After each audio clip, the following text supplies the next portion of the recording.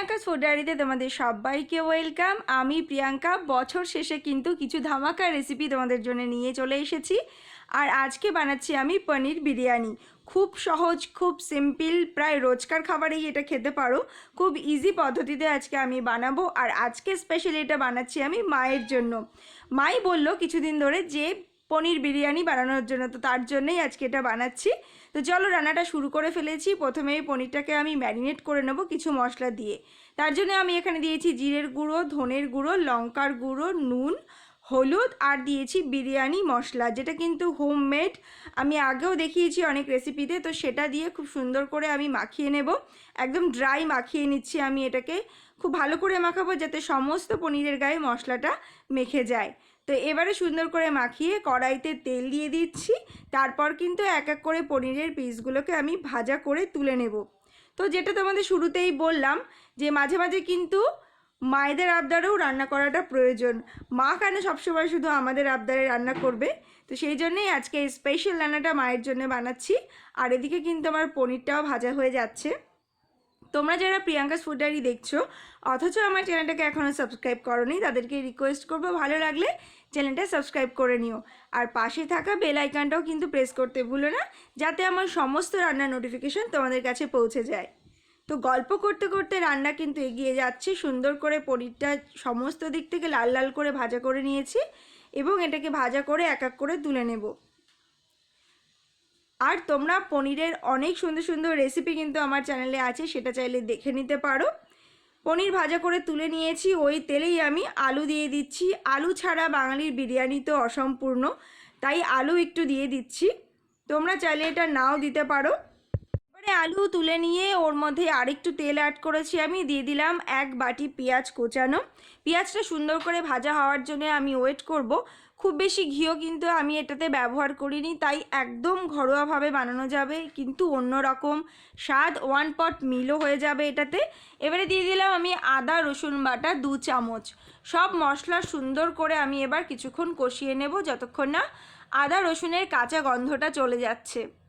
চিকেনের তো অনেক রকম রান্নাই করি আমরা ওয়ান পট মিল, তো আজকে কিন্তু পনিরের একটা ওয়ান পট মিল পাচ্ছ তোমরা। আর এখানে দিয়ে দিলাম গুঁড়ো মশলা, দিয়ে দিলাম লঙ্কার গুঁড়ো, কাশ্মীরি লঙ্কার গুঁড়ো, হলুদ গুঁড়ো, আর দিয়ে দিয়েছি জিরের গুঁড়ো আর ধনের গুঁড়ো। সব দিয়ে সুন্দর করে মশলাটা কষিয়ে নেব। আর দেখতেই পাচ্ছ কত সুন্দর কালার হচ্ছে, ধীরে ধীরে দেখতে পাবে। তার জন্য পুরো রান্নাটার জন্য কিন্তু ওয়েট করতে হবে সুন্দর রঙের জন্য। আর যে মশলাটা ম্যারিনেট করেছিলাম সেটাও আমি অ্যাড করে দিলাম এর মধ্যে। দেখতেই পাচ্ছ খুব সুন্দর করে ভাজা হয়ে গেছে। এবারে আমি এর মধ্যে দিয়ে দিচ্ছি স্বাদ অনুযায়ী নুন, আর দিয়ে দিচ্ছি ফাটানো টক দই। এটাও কিন্তু ঘরে পাতা টক দই। টক দইটা দিয়ে দেব, একদম কম ফ্লেম থাকবে গ্যাসের। সুন্দর করে মিশিয়ে নেব, তারপর অপেক্ষা করব সুন্দর করে মশলার থেকে তেল ছাড়ার জন্য।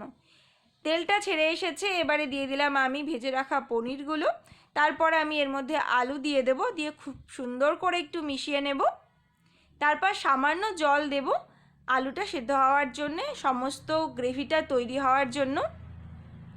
বিরিয়ানির যে তলার বেসটা হবে তার জন্যও একটুখানি আমার গ্রেভির প্রয়োজন।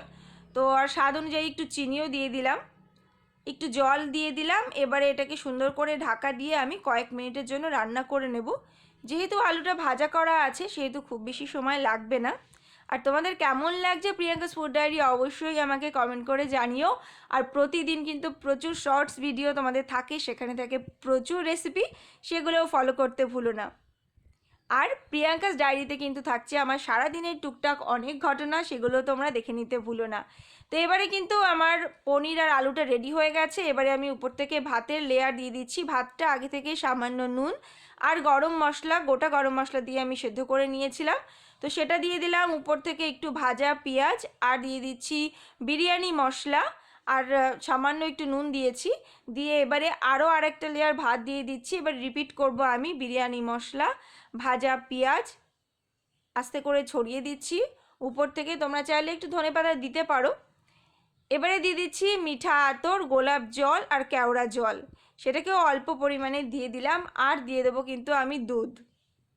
এক্সট্রা করে কোনো রং কিন্তু আমি এতে ব্যবহার করছি না, আমি বারবারই বলেছি এটা খুব ঘরোয়াভাবে বানাচ্ছি।